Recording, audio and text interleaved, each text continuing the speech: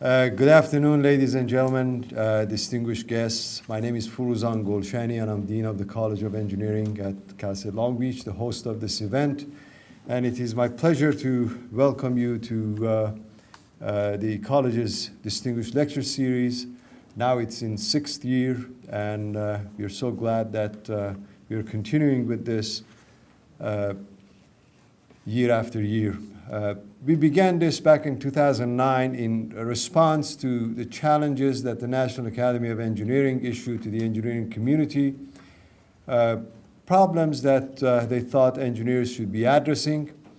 All of them very, very interesting problems, producing energy from hydrogen, managing the nitrogen cycle, clean water, and so on.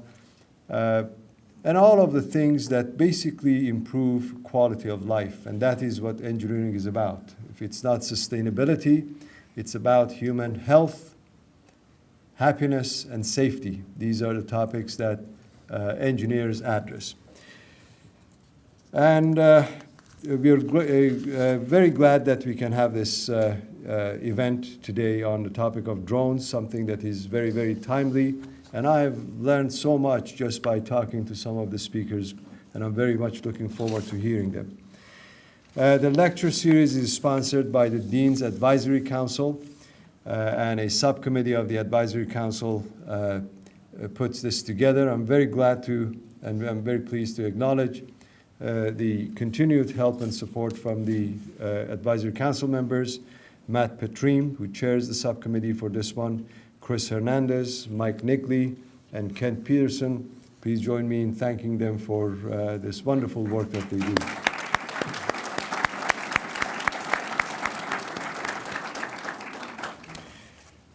Obviously, this is not possible without the generous sponsorship of our sponsors, and I'm very glad to acknowledge Applied Medical, Northrop Grumman, P2S Engineering, Port of Long Beach, and ASME Orange County for their generous support that enabled us to put this together.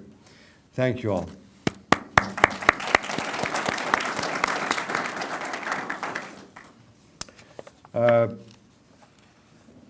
Some distinguished guests are here with us, specifically Andrew Jones, Chief Counsel for the California State University System. Glad to have you with us, Andy.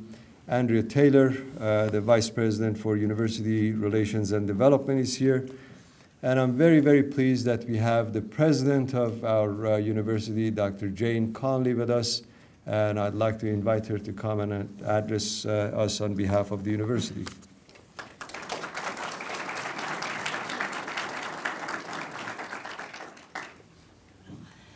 Thank you, Dean Golshani, and let me add my welcome to the deans.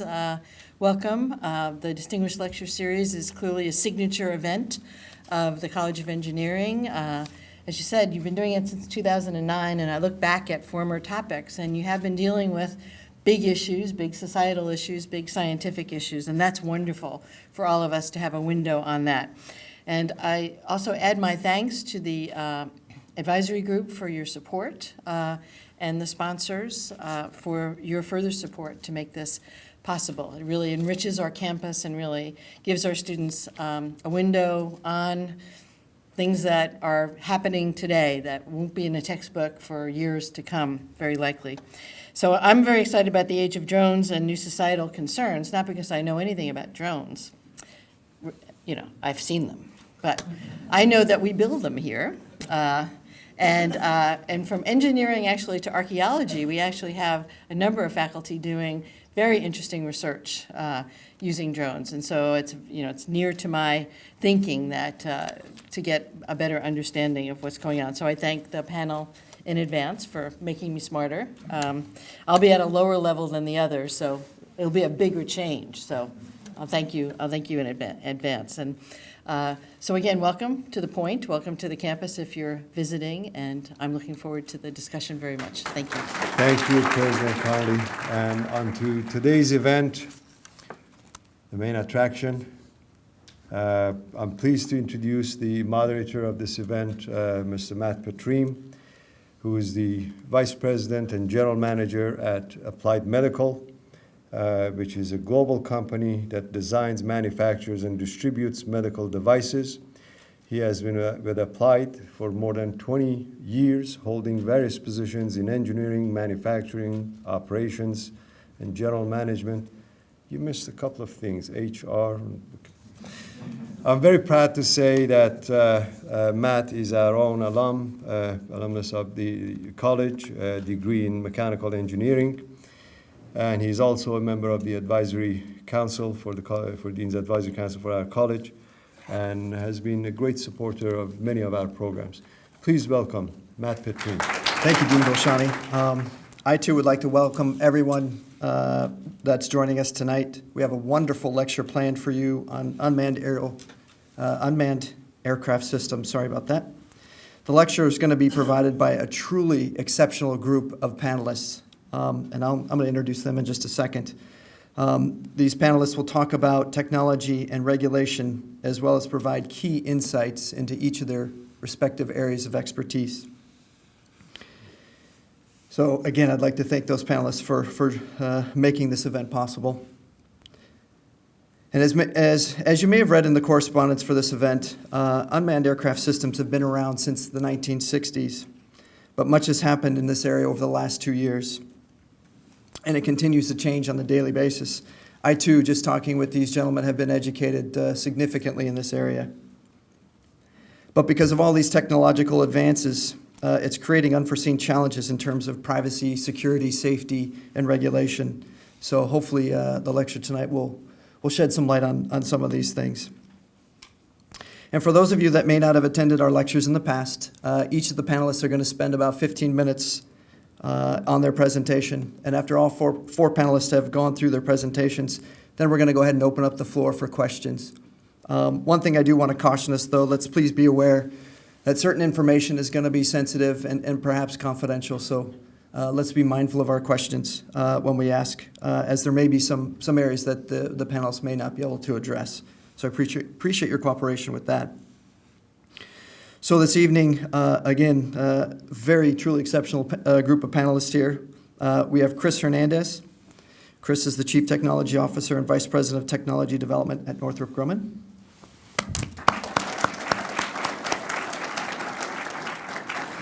We have Michael Droback. Michael's a Senior Policy Advisor at Aiken, Gump, Strauss, Hauer, and Feld. He also serves as the Executive Director of the Small UAV Coalition. Michael's here all the way from D.C., so let's welcome Michael. We have Paul Friedenberg. Paul's an attorney with Buchalter Namer's Aviation and Aerospace Practice Group, and Paul's with us here from Irvine. Let's welcome Paul. And of course, last but not least, we have Kevin Hall. Kevin's manager of Los Angeles Aircraft for the FAA. Let's welcome Kevin. And with further ado, I'm excited to get this started because I think our panelists have some incredible things to tell us. So with that, Chris, I think you're up first. So I thought that what I try to do for you today in just the 15 minutes, not a lot of time, very broad topic, is talk about the military applications of unmanned systems. Because Northrop Grumman's been in this business for a long time, a really long time. Let's call it 75 years. The very, very first unmanned systems were actually targets. And the target business for Northrop Grumman has been a mainstay for us for that entire 75-year period. We built and delivered the last set of targets to the U.S. Navy probably 6-7 years ago. And now they're coming back to us asking us, do you think you could build some more? And we're in discussions with them. But tens of thousands of targets were built during World War II to give the anti-aircraft gunners something to practice on. So they were RPV UAVs, similar to your quadcopters today, little propeller-driven little airplanes, and we flew them against anti-aircraft gunnery batteries, and then the gunnery batteries would take practice and shoot them. There were tens of thousands built because they got shot down a lot, which is, in a sense, what they were supposed to do. The targets we build today for the Navy, for example, the BQM-74s, These are sea skimming targets that we race at a ship, and the ship's terminal defenses will try to shoot the target down, giving the sailors the same kind of practice. It hasn't changed in all that time. That's kind of a good thing because every now and then they hit it. It's designed to get close to the ship and then veer off to give them the practice, but when they hit one, of course, we have to replace it. And if you're in the business of building and producing targets, it's a good business. So we, on the side, help the sailors. No, I'm kidding. But that's the whole idea. So Northrop Grumman's legacy is radio plane. Northrop's legacy, the Northrop Grumman Aircraft Company. Ryan Aeronautical, which is really a real pioneer in this unmanned systems business. And then TRW. If you look at this chart, in the upper left is all those small drones that were built during World War II, and then down the BQM-74s were first built in the 70s, and we just built the last ones maybe 5-6 years ago. We've built about 8,000 of those targets for the Navy in that period of time. Go down below into Ryan, you see this BQM-34.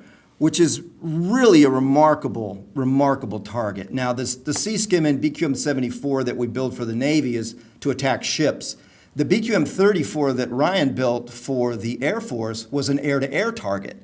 It was to fly against manned fighters, so the manned fighters could have practice shooting down what would represent an adversary's aircraft.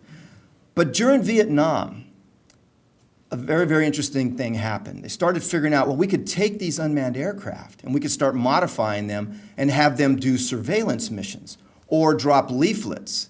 You heard Senator McCain talk about getting leaflets when he was in prison during the Vietnam era. These BQM-34s are what were dropping those leaflets for them. But the airplanes and the requirements kept changing and morphing, and we built about 8,000 of those. We flew 3,000 missions during the Vietnam era of probably 1,000 different BQM-34s. You think about this. For example, in 1960, I think it was 68 or 69, April 18, 1969, a manned airplane, an EC-121, was flying around the North Korean border collecting data, collecting information. It was an intelligence collection airplane. And the North Koreans launched 2 MiGs against it, and they fired on it, and it was lost.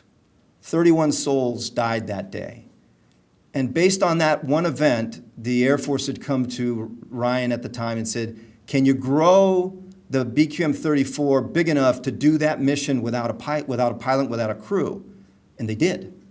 That one airplane you see in the middle towards the right, Combat Dawn, that airplane took the 13-foot wingspan of the BQM-34 and grew it to 30 feet and extended the length of the fuselage by about 5 or 6 feet. And it then was big enough to carry the payload that manned EC-121 was carrying.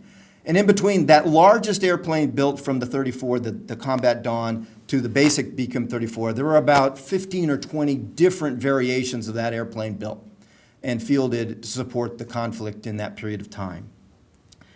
After the war, or towards the end of the war, they said, well, these unmanned airplanes are pretty cool. Let's explore them. So that other airplane there, Compass Arrow, was designed and built purposely as an intelligence collection platform. It would fly at 65,000, 70,000 feet and carry sensors to collect information that then would be provided to the warfighter for planning and or situational awareness.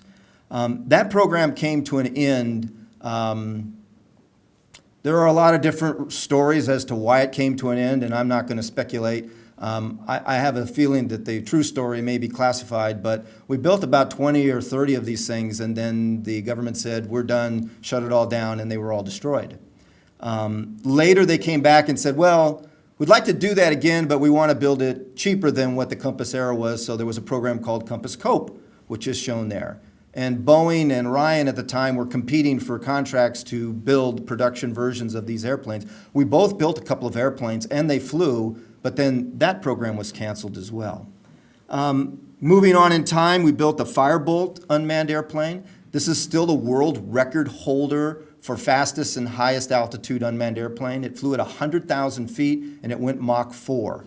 And it was supposed to represent a threat coming over the poles to attack the continental United States. and help our defenses understand what would you do if something were to present itself in that manner.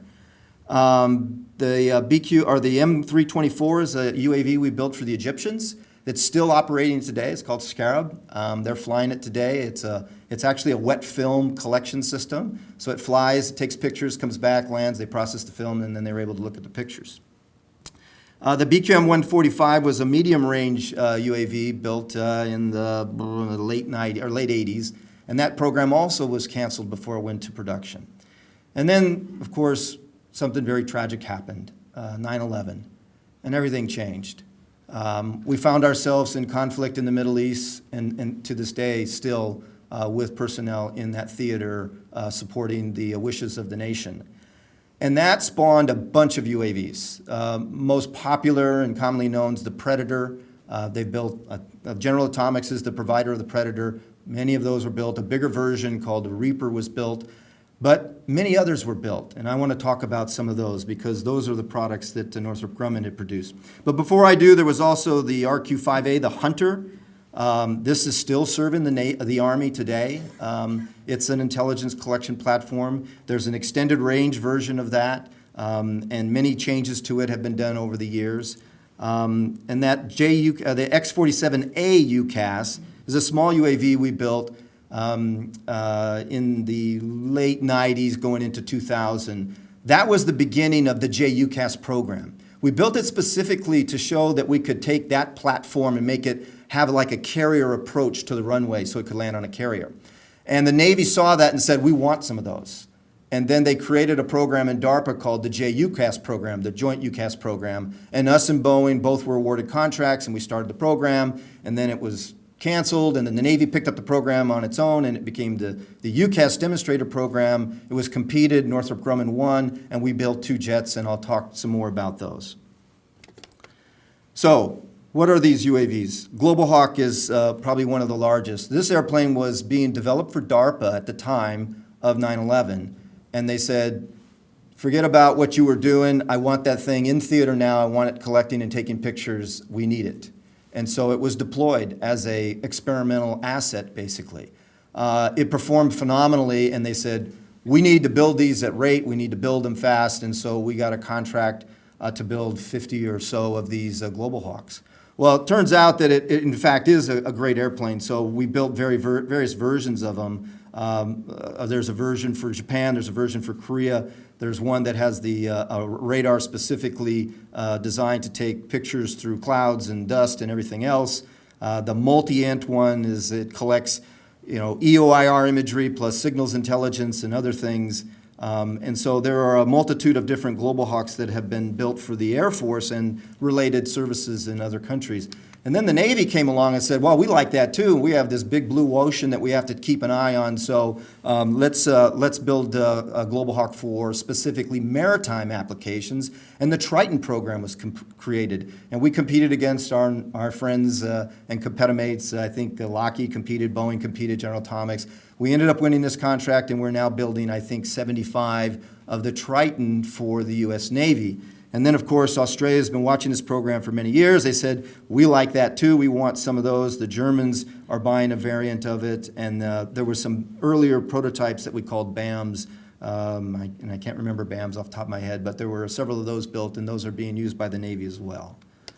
The NATO is the alliance. They also have missions, and they buy stuff. They want a Global Hawk as well. They call it Airborne Ground Surveillance Global Hawk, and it'll launch out of Sigonella in Sicily and provide intelligence to the member nations of NATO.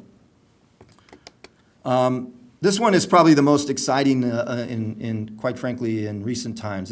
This is a serious UAV. This is a 44,000-pound airplane. It's as big as an F-18.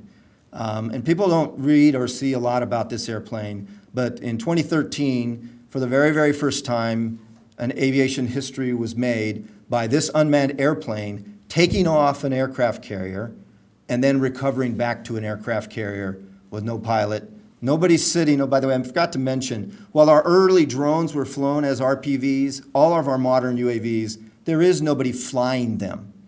We tell them what to do before they leave, and they go and do it. If we want them to do something different, we can communicate with them with SATCOM or line-of-sight communications. We can tell them, I don't want you to go there, I want you to go here. With a few mouse clicks on a computer, it reprograms itself and it goes and does whatever else you want it to do. This airplane takes off and lands on an aircraft carrier with nobody touching anything. It's all by itself. Global Hawk, all you have to do is a few mouse clicks. It'll taxi into position, it runs its engines up, it takes off. It's gone for more than a day. It stays up for 32 hours. It does its collections, it comes back, it lands all by itself, and then it comes in and taxis, and you push a button and shuts the engine down. All of our UAVs operate in a similar manner. We don't feel that there's a need to have a pilot on the ground flying the airplane. The computers are smart enough to know what it is it needs to do, and they do a very good job of it. So this airplane made aviation history in 2013 by taking off and landing on a carrier. And 2 days ago, it made aviation history again by connecting with a tanker and aerial refueling with no intervention by a human being. The tanker is a probe drogue system. It hangs that drogue down. It's a big fire hose, basically, with a little basket on the end of it. And the UAV uses an optical system to get close to it, and then it sees it, it zeroes in on it, and it sticks that probe right into the drogue. Once it's connected, it then starts pumping fuel from the tanker into the UCAS, and I think we passed like 3,000 pounds of fuel. Again, an aviation monumental event and history in the making. Another UAV that we developed is a derivative of a manned helicopter.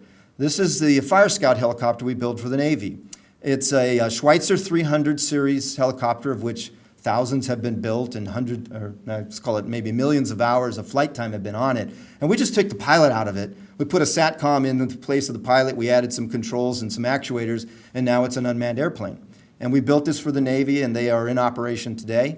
They liked it so much that the Army also wanted to buy some, and when they had their Future Combat Systems program, they were buying a B version of this, which was a little bit bigger, a little bit more capable. But the Navy liked it so much, they said, well, we want a bigger one too. So we teamed up with Bell, and we took a 407 manned helicopter, and we took the man out of it, or the person, I should say, and now it's an unmanned, uninhabited aerial system that we're developing for the Navy.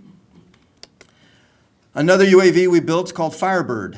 This one's sort of special in that our scaled composites group out in Mojave, which is a part of Northrop Grumman, from the day we said we wanted to do this and had an idea of what we were going to do to the day it flew, almost literally to the day, was 1 year.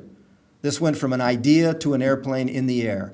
And the way we approached this is we went to Scaled and we said, here's what we want to carry inside this airplane, and we want to carry it at this altitude for this long. You design an airplane around this stuff, and this is what they came up with, and it met the requirements perfectly. The BAT UAS is a smaller UAV. It has a wingspan. There are variants of it. One has a 12-foot wingspan, one has a 14-foot wingspan. We built these with a small company called Swift down in San Clemente. They build race cars and got into the small UAV business, and we got connected with them. We built a bunch of these. They went to theater. They were specifically designed to look at the ground and try and find wires that would lead to indicate there might be an improvised explosive device on a road. We deployed to Afghanistan and to Iraq. Northrop Grumman employees deployed with them to very remote locations, and these are launched off a rail. They go fly their mission, and then they come back and they're recovered into a net. So those are the things I wanted to share with you in just this short period of time. I think the big takeaways I'd like to leave you with is that this country's been doing this for 75 years. It's just been getting better and better and better. And the systems that we're building today are unbelievably capable. The specifics of exactly what they can do, we can't talk about in this room. But let me just say that they're quite phenomenal. And for the most part, the UAVs that Northrop Grumman provides to the U.S. military are to acquire intelligence to protect and advance the mission of the soldiers that are on the ground or other assets that are in the air. So I thank you very much for listening today, and I look forward to any questions you may have later. Thank you. Thanks, Chris. I'm sure there'll be quite a few questions about that later. And with that, I'd like to bring up Michael Droback. Michael?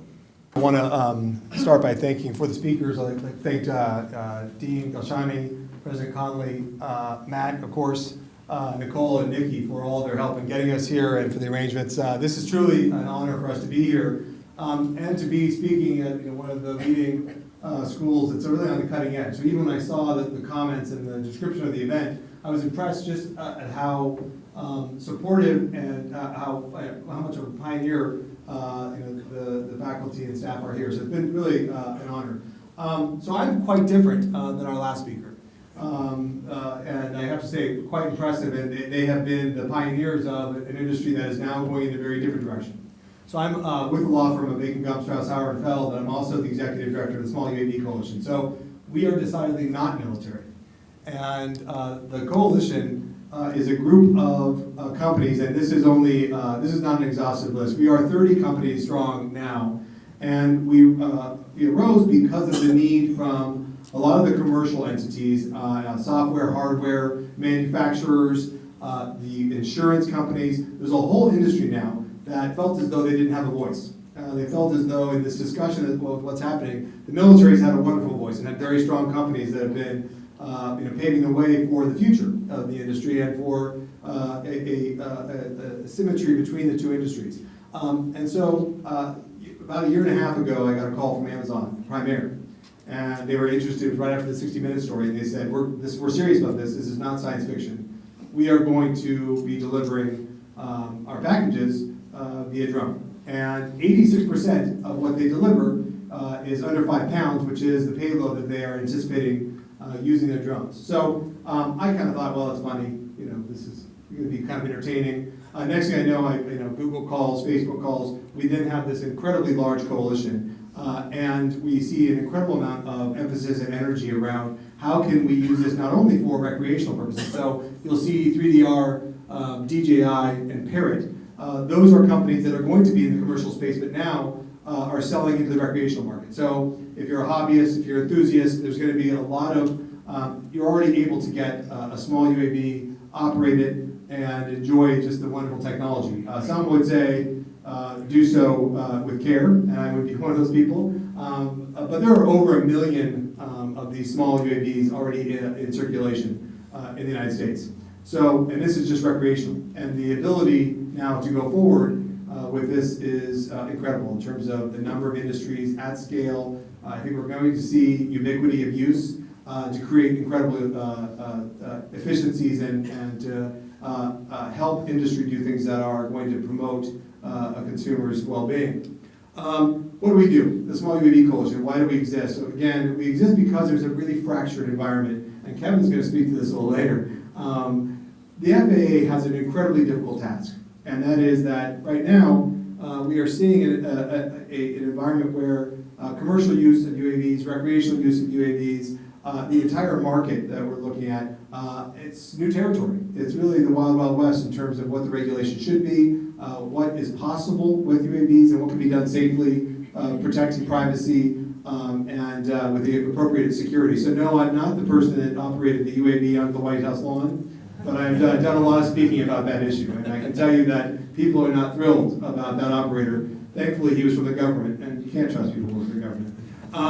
So, sorry about that, but no offense. So anyway, so we're educating consumers, we're educating lawmakers, we are involved in the regulatory debate, so we speak with Kevin's colleagues quite a bit in Washington, and those who have really had the daunting task of coming up with a rule about how do you integrate commercial UAVs and do so with a regulatory framework that makes sense. So currently, it is illegal to operate a UAV for commercial purposes or in furtherance of a business, with one exception, which is under the, and I'm trying to kind of set a little bit of a framework for where we are, where we're going in terms of regulation, because people ask me all the time, how do we get there? When are we going to operate it? Can you do it already? What are people doing with recreational? What's the dividing line? So on the commercial front, currently under the 2012 Reauthorization and Reform Act, the Congress set out a kind of a mandate for the FAA to come up with a notice of proposed rulemaking and then a rule by September of 2015. We are not going to see that in September of 2015 because of the complexity. And I've been very critical of the FAA in the past. On this one, I think it's reasonable caution because I think that this is much bigger than a lot of people thought it would be. So we're educating regulators, we're educating lawmakers, we're involved in kind of making sure consumers understand this, because this is something where when I got into this a year and a half ago, I only had thought of the incredible work that's being done by the by the defense and military contractors. I didn't know about companies that were really on the cutting edge of this. And I think so. So we're doing a lot of studies. We're doing technical committees, privacy committees, and we're looking into how we can help ensure that the industry on the commercial front, on the recreational front, is safe and secure. I think it's incumbent upon the industry. So they're taking it upon themselves. In doing so, we've got some major issues that we have to address. So in February of this year, the FAA released their notice of proposed rulemaking, and it just so happens that tomorrow is the date where industry is going to have to submit their comments in response. Again, we're looking at things that are, and I want to just give a basic kind of overview. We're looking at devices that are being flown under 500 or under 400 feet, 500 in the case of the rulemaking, 55 pounds or less, not to be flown at night, not to be flown outside the physical eye, so not beyond the visible line of sight, and not to be flown in certain circumstances where the airworthiness hasn't been proven. So I would say that this rule now, and I think the FAA was very progressive in how they looked at this, because it used to be that you had to have a private pilot's license, which can be upwards of $25,000 to get, plus incredible amounts of man hours to get or person hours to get the certificate, and so it just wasn't feasible for industry. And it also didn't make sense, because a lot of the engineers, many of them that you're creating here, were the ones that they know how to operate them, but they're not private pilots. And so they said, we're better at flying this than any pilot can be. So I think the FAA has been good in terms of easing that restriction, looking at ways to work with industry, and it's been a very good deliberative process. It's going to take time though, and what we're seeing is that Canada, Denmark, Germany, the UK, France, Australia, if you go through the list of countries that are looking at this industry, they're ahead of us. Now, I don't think they will be long-term, because I have a lot of faith in the good people at the FAA, but currently, it's a race. And I think those that are judicious and handle this industry appropriately will be thoughtful in how to approach it and do so safely. The other thing I'll mention is again, I mentioned the Section 333 authority. Currently, an operator may go to the FAA and petition them to use a drone for commercial purposes. And after the 120 days, that can be granted, and then they get the exemption. Now, it's becoming a bit of a problem for the FAA, because there's so much interest. There's so many companies in so many different spaces and economies that they currently have over 1,000 petitions, and they've granted a little over 200. So 214 as of today, and that's only in terms of 1,000, that's only the ones that we know that have been docketed. There's more to come. And the rate at which the petitions are coming in for exemptions is much greater than the rate of approvals. And so there's going to be a point where we're going to see, and they've done a great job recently of approving a lot, it's just they're not going to be able to keep up. Because you look at every sector of the economy, people are saying, this is great. We can use these UAVs and we're going to be able to create efficiencies, captivate the American consumer with what we can do and do so safely and respecting privacy. The Section 333 process is the only valve right now to release the pressure, but it's not going to work long term. And that's why we have to get this rule out. But many are suggesting that the rule, because of the complexity of the industry, won't be done until 2016, if not mid-2017, which really puts industry behind. And we've already seen most of the members of the coalition and others are testing overseas. Within the kind of FAA's authority, they dedicated 6 test sites for companies to go and test their models. The problem with the test sites is, one, they're in remote areas, which would make sense because there wouldn't be any problem with accidents. However, companies don't want to go to these test sites because, 1, it's expensive, 2, they can't bring their teams, 3, they don't want to be in a public place. So even though there can be privacy, there's still a decent land where people could watch them. They don't want to give up their trade secrets. So companies are not availing themselves of the right. And what they're saying is, we'd like to test on private property and do so, but without having to go somewhere like North Dakota or Warm Springs, Oregon. And I've been to these places, and I can tell you that I can understand why they would not want to be there. I'd much prefer to be here in Long Beach. So I think what we're going to see is we're going to see a great deal of activity before, and this is where Congress is going to step in. I believe we'll see a UAS title, so an unmanned aircraft systems title in the new FAA reauthorization bill. Multiple, there are a few exceptions, but lawmakers believe this is going to be the next big area of development in terms of technology. And I think what they're going to do is say that we can't wait till 2016, 2017. We're going to have to move much more rapidly. We've already heard it And I think we'll see a title, which means that they'll expedite the process to going to commercial use. And then finally, we're seeing the states and localities get involved, privacy and safety. And there's some people that that call me and say, I just want to go out in my yard and I see one and shoot with a gun. Is that okay? Yeah, sure. Get arrested, but I gotta go for it. And there is a palpable fear of technology. And that exists. I think it always exists. I think we always encounter that when you have something that is just hard to believe. And I was the same way. So if you go to our website, and it's the last slide, you can see videos of volcanoes erupting. And it's been shot by some of the videographers of these companies, and it's just breathtaking. You see Amazon's their vision for how they'll do package delivery, breathtaking. And so we have a lot of things that we can accomplish, but I think we have to be mindful. And this is where I give a lot of credit to the FAA. There are very smart people thinking about safety issues, privacy issues, security issues. They have to be they have to be heeded. And I think one of the things that I mentioned is that engineers like to say, I'll ask for forgiveness, not for permission. And having worked in the technology sector, my background's in Expedia and Netflix and all these areas, they really think they can ask for forgiveness. And this is really not that kind of situation. There's a big difference between streaming video to consumers with their favorite content and flying an unmanned aircraft system and at scale. And so I think we're experiencing something very different. So again, the scope of the rule, I talked a little bit about this and about the size, the weight, the altitude, the fact that their comments are due tomorrow, and the fact that there really is this pressure, and that's why Congress will step in. And of course, I think what we're seeing is there's been some real developments by the FAA to ease up the restrictions, to try to get commercial operations off and running, and that's been really exciting because they really have tried to think about this from a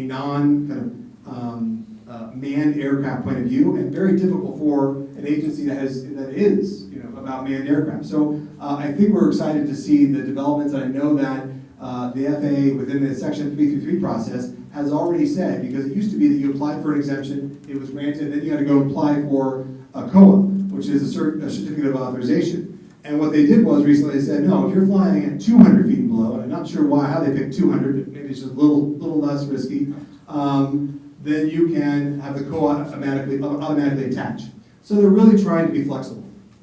And again, there were some notable restrictions. So if you are talking to the engineers at Amazon, the engineers at Facebook, at Google, at Intel, and all the recreational companies and hardware and software companies, what they say is, we are capable of incredible automation right now. Automation outside the line of sight, and if we can't do automation, so if we can't have these at scale with one person with a fleet, what's the purpose of it being unmanned? If I have to look at it with my eye, then is it really unmanned? That's a big question. So the technology exists for first-person view, which is through a mobile device, through an iPad, so many different technologies. And I think what we're seeing from the FAA is that they're entertaining the idea about beyond visual line of sight, but they're worried about it, reasonably. Which is if you have all these drones in the sky, will they hit each other? Does sense and avoid or detect and avoid technology, where it will pick up another drone or a bird or a power line? All these things are things that they're thinking about. So I would say see and avoid technology in terms of animation, in terms of automation is going to be incredibly important. And I think that I was at the Consumer Electronics Show because there's an interesting mix between now what's happening within the defense community, what's happening with the internet community is that they're all thinking about the same answer. So they've been in this business for 75 years. The members of my coalition have been in this business for about a year and a half. And they think that they are going to solve these problems that have been bandied about and thought about by the defense industry. They've got a lot to learn, and I think they are finding their humility. But I would say that just seeing the displays at CES, there was incredible development, and I think we're seeing that sense and avoid technology is a lot closer than most people thought, and may even be here. But testing is hard in the U.S., and a lot of the pathways to commercialization have been shot at this point. So again, what do we need from a lot of these things? I think we need elimination of the bureaucratic red tape, especially when you see some devices like the DJI, the Phantom, is being used in almost 40% of all of the Section 333 exemption petitions. So why do we have to keep reviewing the same device? if it's being used for a purpose that is potentially non-threatening, it's remote, and the actual vehicle itself has been approved, what's taking so long? Again, I think it does depend on the issue, but I think there's a lot of concern about just the process. There's so much involved in this, and companies I think there's 45 of the petitions now are past their 120-day review, and some of them because they're just unbelievably aspirational. So companies are really thinking big here. And when you talk to Jeff Bezos, he's saying, we are going at scale big in a couple of years. I mean, he's not thinking 10 years off. Others think it's crazy, but I wouldn't bet against Jeff Bezos. Again, no private pilot's license, no medical certification. I think there's really been some movement on this by the FAA. FAA is recognizing it's a different environment now. And this is who we're working with. So the White House has been unbelievably helpful. The president has spoken about the rule itself, which is almost unheard of, that you'd see a United States president get into the minutia of a rulemaking by an agency. You've seen the NTIA, which is part of the Department of Commerce. We just submitted comments, and they just put out a process by which you can all comment on how do you protect privacy. So we're involved in that discussion as well.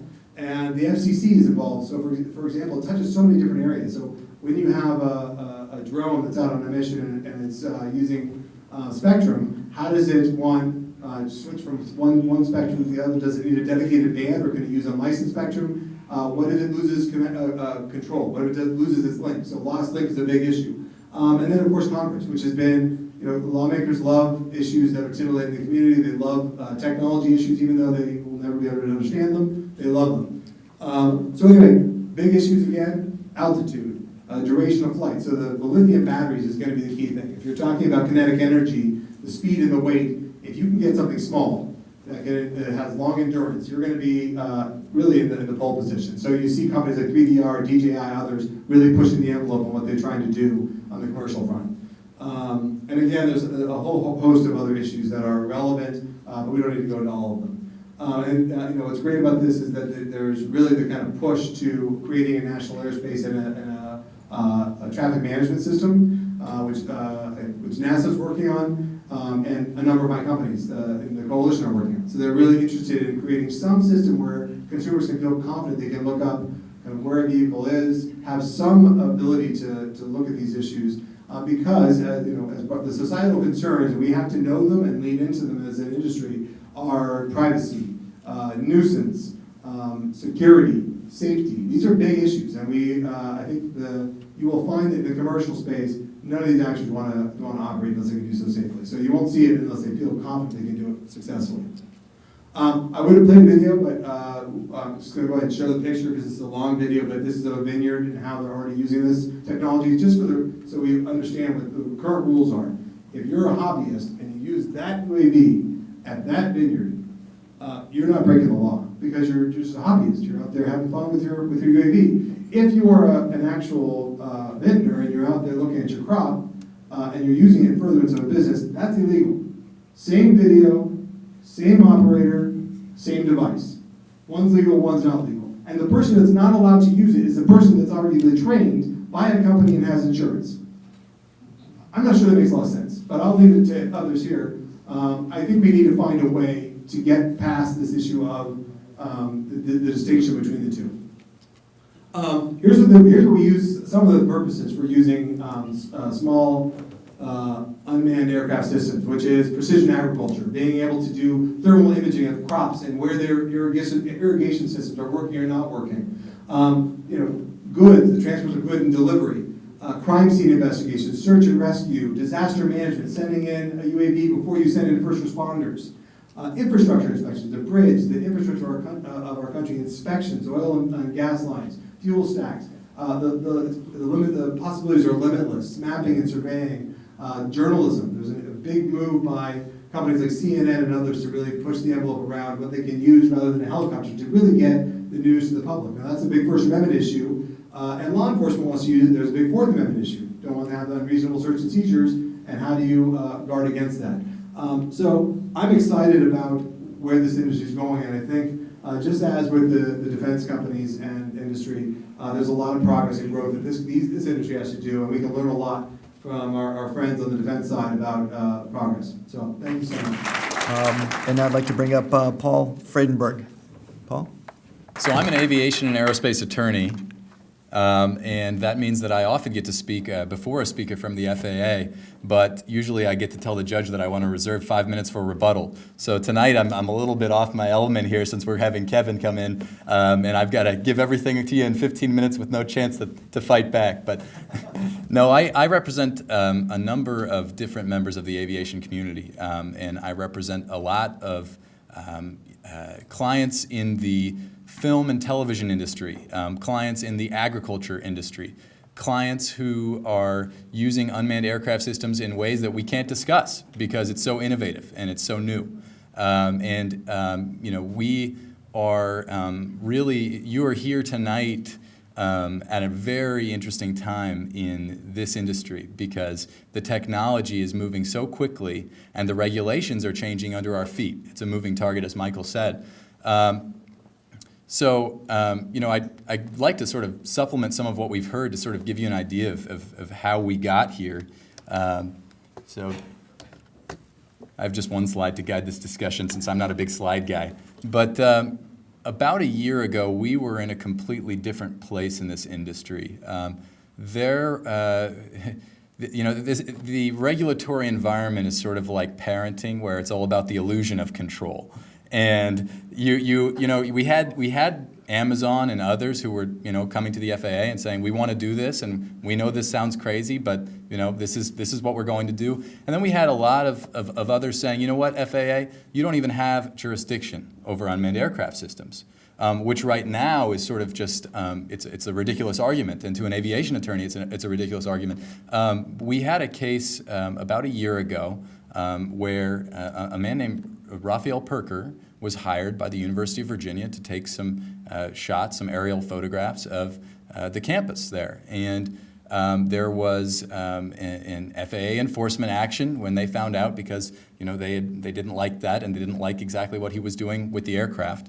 And this was challenged to an administrative law judge, and the argument that they made was, okay, FAA, since you have no regulations that specifically govern unmanned aircraft systems, you have no jurisdiction over unmanned aircraft systems. And the administrative law judge agreed. And we had an opinion about a year ago that put the industry in sort of a state of limbo, where we actually are sitting on an opinion that says the FAA has no jurisdiction. And then the question is, well, who does? And so that was actually, as I've often said, is you don't want to kill the cow, you want to milk it. And that was the wrong step for the industry, because you want regulation and you want to have a set of rules that ensure that the industry is protected. It was one of those things, don't worry everybody, this will be overturned, I promise this will be overturned. And sure enough, about 6 months ago, it was overturned by a unanimous panel at the National Transportation Safety Board. Just 1 year ago, that tells you about how far we've come to now. Here we are tonight, and we have aviation attorneys who specialize in representing companies with unmanned aircraft systems. We have the FAA here. Nobody questions this, anymore, because we are now in the middle of a robust and an evolution of a robust set of regulations that will govern the technology. So, by a show of hands, how many people own drones or have operated a drone in the audience? So that's fantastic. I mean, it's a significant number, Michael really touched on the commercial versus recreational. I actually wrote a blog about that a year ago that was sort of laying out the risk and how the risk goes up when you have someone doing recreational, and the risk goes down when you have commercial, and yet the regulation is the complete inverse line of that. So that's one of the items that is really important here. But the Section 333 exemptions allow people fairly easily to go forward and get the FAA to clear, and you heard about how to do that with Michael, essentially clearing certain operations that you're asking for. The next step in the future is the Notice of Proposed Rulemaking. That is a lengthy process, as you heard, and we'll be looking to the future. So I'm here to talk a little bit about just some of the other issues that we're going to see in the future, and some of what I'm seeing based on my experience especially in the film and television industry. So you have the federal government regulating this technology.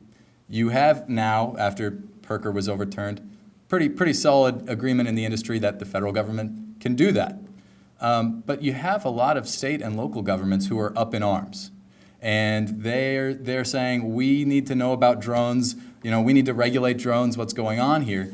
And really the coming wave of regulations is not from the FAA, but it's from state and local governments. California has done this. I recently authored a bill with a state assemblyman who's, not authored a bill, covered a bill with the state assemblyman who is, following essentially California's new foray into unmanned aircraft systems. Illinois, Florida, there are a lot of states looking at this.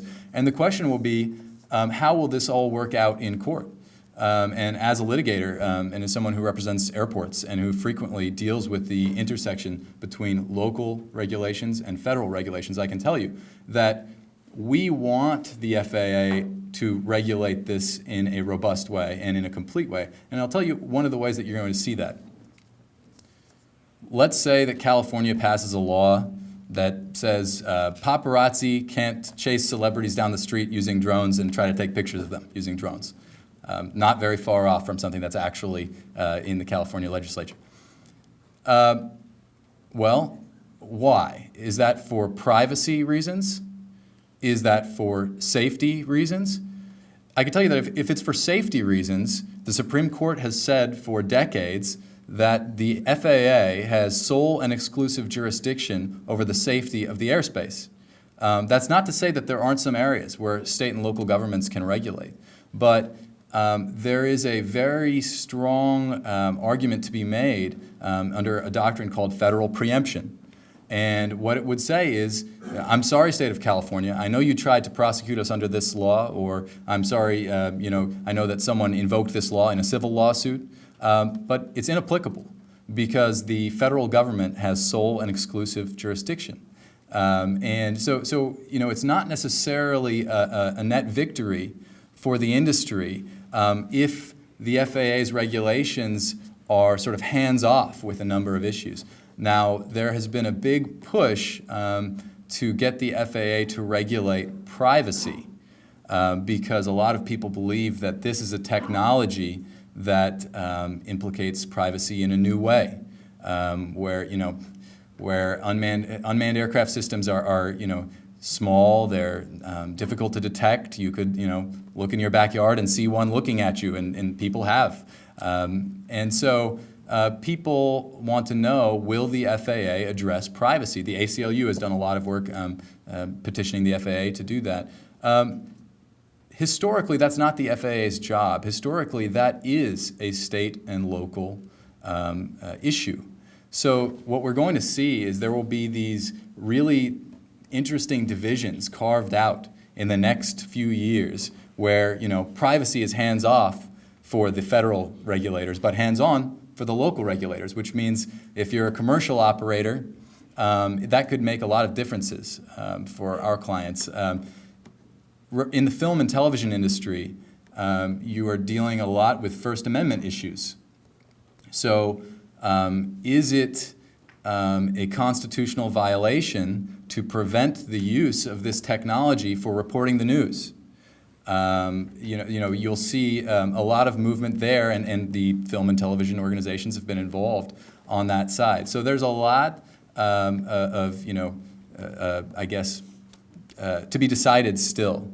I defer to you had Michael tell you a lot about Section 333 exemptions. What I would tell you is that when it comes to commercial operations, Section 333 remains the holy grail for the foreseeable future. A lot of people who know about this area of law have asked the question, wait a second, we have this notice of proposed rulemaking. That means there are final rules coming. Those final rules will apply to everyone. You don't need an exemption once the final rules are out, unless you want to do something that's outside of the scope. So is there really any reason for me to go ahead and do this? And it's an issue of timing. If you want to be a commercial operator using unmanned aircraft systems, the experts have said they've thrown out 20 months, they've thrown out 18 months. It's not something that we know, and it's a difficult process for the FAA. But the answer is yes. Section 333 right now remains the holy grail, and I'll leave you with that. But I'll also leave you with right now in the month of April 2015, Section 333 has changed. The FAA recently sort of streamlined the whole process, so it's not this new questionable area where we're not sure if we're going to get approved, we're not sure what this is. It's an area where you work with the FAA, they've developed the guidelines, they've tried to make it easier for you, and it's worth sort of going legit is what, sort of what the FAA wants you to do. And that loops back to where I began, which is that we're no longer in a place where, the FAA, do they have jurisdiction, do they not have jurisdiction? No, the answer is do this the right way, and you will move the industry forward, and you will also help yourself and your company and your organization. Thank you, Paul. And with that, I'd like to bring up Kevin Hull. This will be interesting. This will be my first time doing something like this, so be a little bit graceful with me. Start off with something really kind of interesting. I'm going to talk about requirements and how we're approaching requirements from a UAS standpoint. This is, to me, my favorite picture so far that we've had in the UAS world. It's actually a real photo. One of the companies we were working with was doing some testing on one of their UASs and found it was being stalked by a bird of prey. So they actually landed it very quickly, and the bird came down and claimed it. And so this caused some fun discussion internally within my group that said, well, if a bird of prey can take down your UAS, do we have to have any requirements at all? And the jury's still out a bit. So anyway, how many of you have seen this? Come on, engineers, right? The 4 basic forces acting on aircraft. Well, it's not exactly right, and you'll learn, and this august body that has talked to you so far, there's a whole lot more requirements than just these basics. And I'll show you a better example of what the real forces are. Some have accused us of that, but actually this is an extremely exciting time, not just for me professionally, but for the industry. Where do you get to be involved with introducing a whole new genre of product into the national airspace? And so this is truly exciting. So a lot of things were said. That was the fun part. Now here's the eye charts, and we're going to get serious about it. You heard a lot about Section 333. You heard about the reauthorization bill of 312. We tried to put together in a single chart what that whole reauthorization bill spoke to in regards to unmanned systems. And it took about 2 years, but we actually did it. And it's pretty cool, and it's actually changed now. The new 200-foot deal kind of changed that a little bit. And this was intended to start from a point of view of, I'm the user, I want to use this UAS. What do I need to do to navigate through the regulatory process? So there really are only 3 buckets of types of operation. You're either public, or down at the bottom, you're a hobbyist, model aircraft, or you're in the middle, you're civil. So the top one's pretty basic. You're public, you're under the authorization of a local government or a federal government, we're out of the picture. You may still require a COA, a certificate of authorization, but we're out of the business. We're only involved with civilian. The specials are more like the military surplus. Lots of capability, but it's still quite restricted in the type of use. The rules actually define it that's listed there. The most broad way is to actually get a standard certificate of airworthiness like a Cessna 150. But it still takes a lot of work. So we described this process then that you go through to get those type certificates that could allow you to do that. So that's kind of the one slide deal. I think I have to revise it though based on some current stuff. So we're in the safety business, and that's the only business that we're in basically is human safety. Up until this point, it's been all manned aircraft. And we satisfied most of the human safety requirements for order of risk, which is the humans inside the aircraft, the pilot, the passengers, the occupants. Then when we got a little smarter, we said, well, let's look at the second order. Let's make sure that that aircraft doesn't run into another aircraft carrying people. And then got a little smarter and said, let's make sure it doesn't run into the ground. And look, over the past several years, safest time in aviation history as far as fatalities go. It's absolutely been amazing. So between the industry and the regulator, an absolutely amazing job has been done to where you don't even think about safety when you go fly. And I fly a lot, so I'm kind of appreciative that we do it. But now the challenge is for a UAS, when you peel away that whole first layer of first order risk, you only have to deal with the second and third order risk. You're no longer dealing with the humans on board. So we got to think about things in a totally different way. And virtually all of our rules, how many of you have read the Code of Federal Regulations, Part 23, Part 25? It's fascinating evening reading. How many of you guys have read any of that stuff? I know some of you have. Okay, it's fascinating reading, right? But it's all specific to that genre of aircraft. And here we have a brand new one, so what do? And the cool part is there was a lot of wisdom applied in how the rules were written, in how we certify aircraft. And there was this one little rule that was put in that basically said, well, what do we do? I'm not going to do that one. What do we do if we don't have the rules? So we have Part 23 for a small aircraft. Well, it doesn't fit that. We have Part 25 for transports. Doesn't fit that either. Quadcopter doesn't fit a Part 27 for a helicopter. So what do? And there is this rule 2117 that allows you to accommodate unique type of products. And we did this before. Can anybody guess how we used this before? What type of product? Take a wild guess. Balloons. Hot air balloon, blimps, airships, these types of things. They don't happen very often, so we didn't take the time to write a whole set of requirements for it. And all that requirement says, 2117, is pull from everywhere that you think is necessary to derive the right requirements for that unique type of product. So we said, great, let's steal from that. But the challenge with it is it assumes a full Part 91 operation. So the general rules of the road of how you fly an aircraft are defined in Part 91 of the regulations. And it's basically an unfettered access. If you get your private pilot's license, you learn those basic rules, you can go fly just about anywhere as long as you abide by those rules.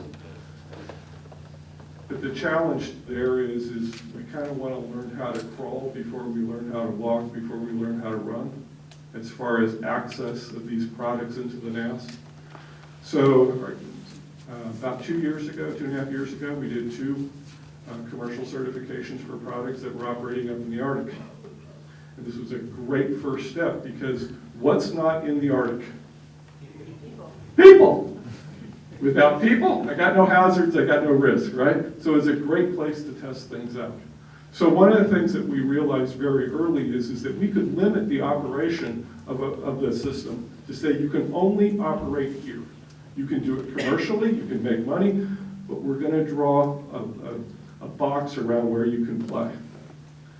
So the way we approached it, and we're doing this now on multiple type certification products, where we come in and we've asked the companies to provide us the definition of the aircraft, the system, which includes the ground station, as well as where they plan to operate it. We call it the CONOP, the concept of operation. And it's that unique confluence of those 2 items that sets the human hazards that you have to address. And so whether you want to do something small or something grand, you take that approach, you can identify the hazards. Make sense? I hope. Once you have the hazards, then you can identify the risks associated with those hazards. Some of those risks will be low enough that you don't have to do anything. Others will be substantially high that you go, oh, I got to do something with that. I have to mitigate that risk down to an acceptable level. Okay, once you've come up with those set of mitigations, then we can document that through the Administrative Procedures Act, which requires us to then document it and go out to the public and say, here's the set of rules unique to this product that we want to apply. Unfortunately, that still takes about a year to get through that process. But it is a way to define those regulations and essentially become rules. The neat part is this allows a do look back. If that's too costly a process to do this documentation and analysis, maybe you want to make your operation a little smaller. Maybe you want to change your vehicle a little bit. So it allows an iterative process to be applied. So basically, I just want to leave you with the notion that we have a concept, we're applying it. I'll give you, I have 2 more hours, right? Okay. I want to give you an example. I'll try to not mention the company, but I'll give you an example of a product. Got a 500-pound helicopter that's just for agricultural use. It's only going to fly over Farmer Jane's farm. It only flies 20 feet in the air. We can put limitations that say, get rid of all the people in the area. Make sure you have no one else around. The challenge is the human risk is still the operator that has to get close enough. So, do you need a landing gear design requirement? If the landing gear breaks, tips the rotor in, and slings the rotor into the operator, that would be a human risk we would want to solve for. So you could come up with a whole bunch of design requirements, spend a lot of money, and mitigate those away. Or, it's a little clumsy, you can put a plexiglass shield in front of the operator that is capable of deflecting any of that debris. And then you might not have any design requirements. So it's all about how we think about mitigating these risks, and it's all about making sure that the humans are safe and that we've accounted for it. And I think technology today will allow us to get to the walking stage, but I think there's a lot more technological development that has to be done to get us all the way where the UAS has essentially become ubiquitous. So anyway, thank you very much. Thank you very much, Kevin. And at this point, I would like to open it up to the floor, for any questions that you might have. I'm Fumia, I'm a faculty. I have a question for Chris. What would be what is the technical challenge, current technical challenge in relation to drones or similar, some technology similar to drones? Unless I touch upon your commercial secret, I'd like to know for our educational purposes. I think the current set of challenges is trying to deal with the plethora of ideas that people have in employing them. How do you use them? So there's more ideas than there is engineering time to figure out how you would address the ideas. But for example, there's talk about manned-unmanned teaming, where in a military framework, one of the airplanes would be occupied by a pilot, but maybe an adjacent airplane is unmanned. And that pilot is talking to the unmanned airplane and telling it what to do with sort of goal-oriented statements like, go around the bend and take a look at the bridge, and if there's bad guys on it, to take out the bridge, or something like that. So if you think about the engineering that has to happen in order for that to take place safely, it's very, very daunting. And so I think my company and other companies are looking at cooperation between manned aviation and unmanned aviation. And then also you can think about unmanned aviation assets working together. Supposedly the bridge is defended, so you're going to send 3 UAVs, 2 are going to be to take out the defenses of that are protecting the bridge, and the other one's going to take out the bridge. Those have to work together, and so them collaborating themselves is yet another dimension of what we call autonomy that's being explored. I'm Bob Gordon in the College of Engineering, and we have three hexacopters that our students have built and put together that we had to ground because of reason FAA regulations. We're a public university. And it brought up the question, when now our senior projects are now have four-wheel drives on the ground doing a search operation that wasn't going to be flying at 100 feet trying to find a life jacket. The question to the panel is, it suggested that we tie a real thin fishing line to each of our hexacopters, and they will therefore be tethered. Would that be legal?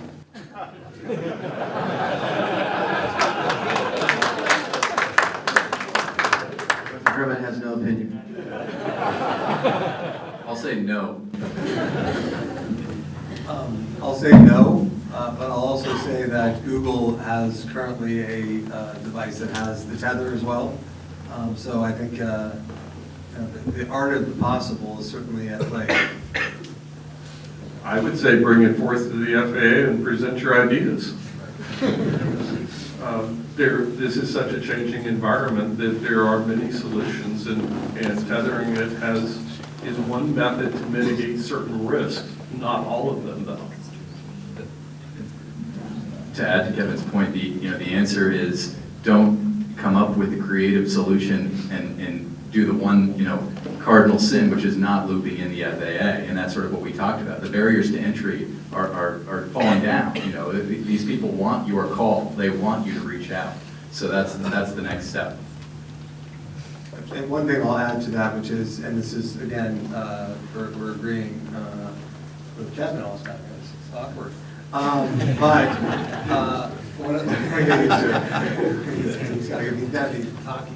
Anyway, so one of the things that has happened is that there was a question about whether, if you were to use photos that were derived from an operator of a UAV that took amazing videography and photography, and then you put them on a website for the purposes of selling them and/or furthering your real estate business, whatever it may be, are you in violation of the law? And so I've gotten a lot of calls from people saying, we just post.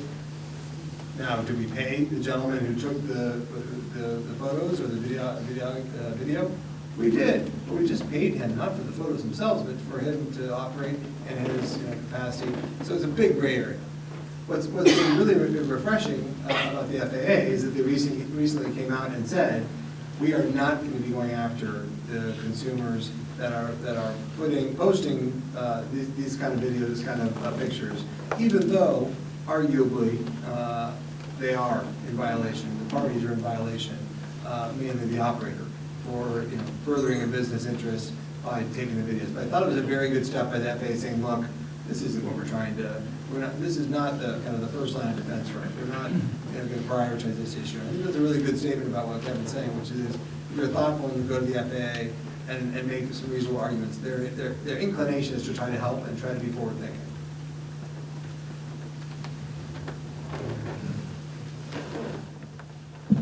Hi, Nia Gilwish from the Aerospace Corporation.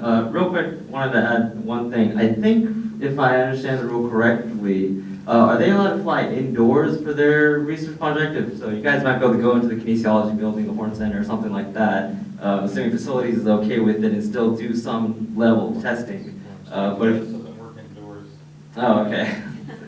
I guess you need to find a way around that. But my question was, so one of our areas of interest has been in counter UAS technology. And I know recently, just at the Boston Marathon, there was something developed from, I think, an MIT grad that detects, I think it was the rotor sounds of the UAS and can relay that back to whoever it is on the ground, say that there's a drone, basically a passive detection. As far as the way the FAA regulation or the interest of the industry goes, is the current restriction that passive detection is all they can do with it? There's nothing that they can make your own kind of active no-fly zone over, whether it's your house, the White House, an Air Force Base. something like that. But I guess where are the lines drawn between whether it's passive detection, active defense, or so on when it comes to these kind of technologies? Sorry, that was a big question. That is a great question. I mean, you're going it's such a great question that you're going so far from aviation law and into the law of protecting personal property, assault, just whatever else you can think of. I guess what I would tell you is that it's not terribly different under the eyes of the law currently than if someone, like, for example, drives their car onto your lawn, and what if it's accidental? I mean, does that mean you get to attack their car? And it's one of those situations where, you should not be destroying someone else's property. If you're concerned about defending your own property, then there are other laws that come into play. But as far as the technology for detecting and defending against unmanned aircraft systems, that is certainly something that will be a very big industry in the future. And just on the indoor testing, I think that's a great, an indoor flight, that's a great point to bring up, because it's obviously, it is legal to operate indoors, and so a lot of companies are using hangars and, old buildings on airports, and we flew an UAV in the administrator's office, which was kind of exciting to have administrator works out there, and we flew it in his office where he was just, amazed by the technology. I would say that on the countermeasures, and this is something that is wonderful you're pursuing it, I would continue on. Companies, especially in the commercial realm, and I'm certain across industry for various sectors, are really looking at that, and they really want to work with others, to work out a solution where they're availing themselves of all the countermeasures that could be conceived of and brought to market. Mine's easy. I'm pretty bold. Who's controlling the frequencies in the future that are being used for these? I understand Boeing and Northrop get together and they know not to disturb each other, but the consumer, or the university comes out with something. What frequency bands, who's controlling that? The non-interference.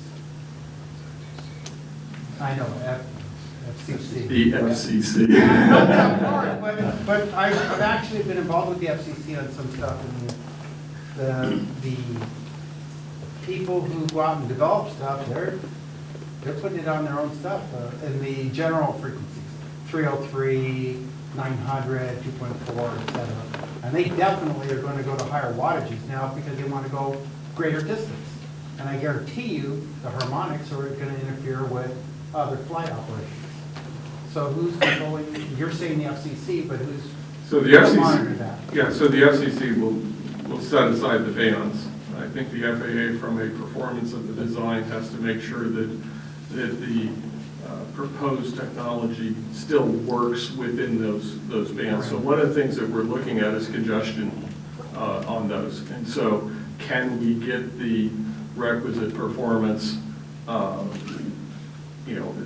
One of the thoughts is before any operation is surveilling, doing a scan of the bands to see what kind of congestion is on each one. Those types of things are being looked at. But it's still a giant question, because the other thing is then the bandwidth for communicating back whatever they're there to sense, and that takes up huge bandwidth.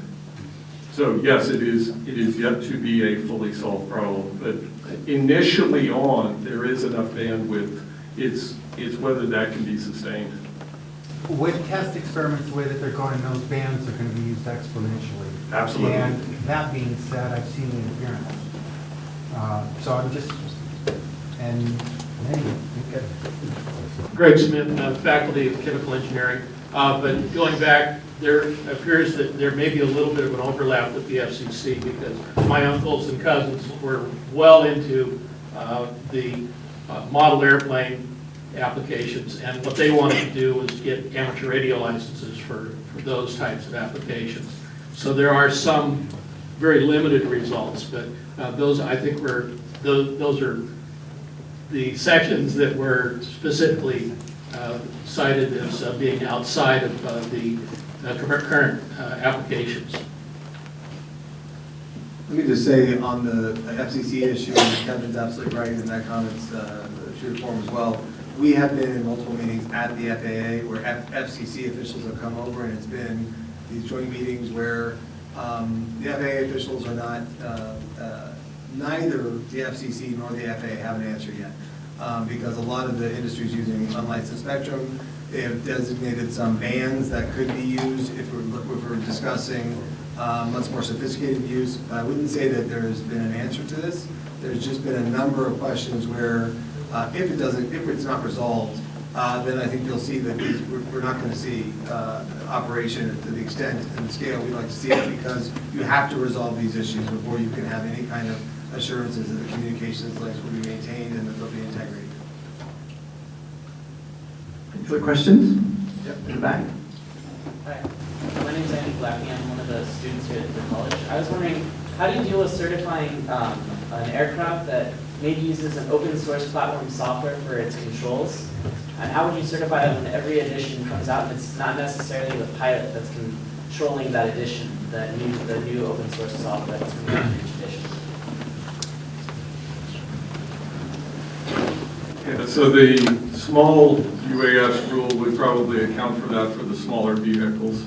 The challenge is as you go larger and expand outside of that, you really get beyond line of sight. And at that point, you're going to have configuration control. And actually be able to prove that those configurations comply with whatever requirements have been derived from your human risk. So it will be very, as you go up in the penetration of the NAS and around more people and higher in the airspace and playing with other aircraft, the requirements for reliability will probably greatly exceed anything that's commercial off the shelf. Hi, Brian Leal, mechanical engineering student. And this is towards Chris Hernandez. I was curious if you envision a world where military pilot is no longer occupation. That is, they all get replaced by UAVs. This is a question that comes out frequently, and with the introduction of every new air system, the question is, should it be include an operator or not? As a matter of fact, the Secretary of the Navy made a public statement 2 days ago at a conference saying that the F-35, I think, would be the last manned strike asset the Navy would ever buy. Very shortly thereafter, I think the Chief of Staff of the Air Force came out and said, the Air Force does not subscribe to that. So I think it depends on who you ask. I personally believe that within my lifetime, we're going to have operators in the loop, especially for the military applications. I don't think that people are ready to let drones, unmanned aircraft prosecute lethal missions without a human being being in the loop and saying, I'm authorizing this UAV to strike that target. And so I think that humans are going to be an integral part of whatever advances in autonomy we have for 30, 50 years from my perspective. I want to thank you all again for coming out here tonight, and one last round of applause for our panelists here.